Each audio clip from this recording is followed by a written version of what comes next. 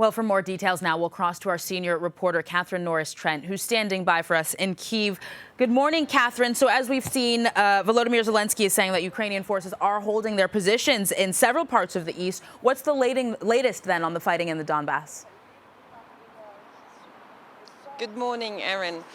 Ukraine's president insists that Ukraine's forces are holding on there in the Donbass despite coming under extremely heavy fire. Still, the Ukrainian officials again appealing for more heavy weapons. That battle is continuing in Severodonetsk, where more buildings have been reported hit, and across the river to the town of Lysychansk as well.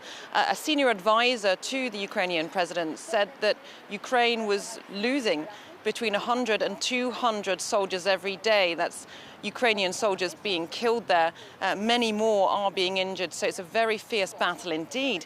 Meanwhile, further south, because this, of course, is still a multi-fronted war, in the south, President Zelensky said the situation was looking a little more optimistic in the Zaporizhzhia region to the south, where Ukrainian forces have been launching a counter-offensive there and in the Kherson Oblast. But that, again, is a long and slow battle. What we're seeing now is a pounding artillery war from both sides, and that's why the Ukrainians are still appealing for more multiple rocket launching systems and artillery systems from Western allies. And they say they need to get them there quickly because the next few weeks could really be decisive there.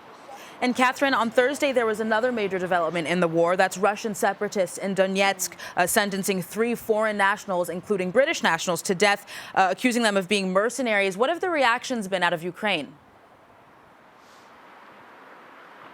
There's been widespread condemnation here in Kyiv of the verdict of those so-called courts in the self-styled separatist republics in eastern Ukraine, which are in reality Russian-controlled. So widespread condemnation here, people denouncing what they say is clearly not a fair trial.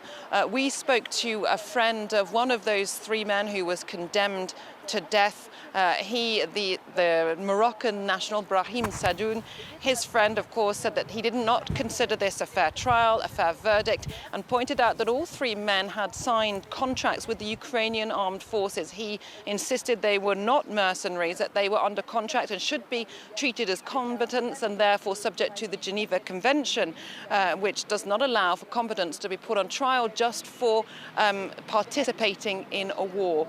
Now, according to Russian media, they now have 1 month to appeal, which they plan to do, and the family and the relatives and friends of the Moroccan national, in any case, say they remain optimistic that this sentence won't be carried out, that it's just a bargaining position in some potential future prisoning swap. So they're hoping that there will be some kind of leverage put on, not only by Ukrainian forces, but by governments and institutions around the world. All right, Catherine Norris-Trent in Kyiv, thank you very much for that update.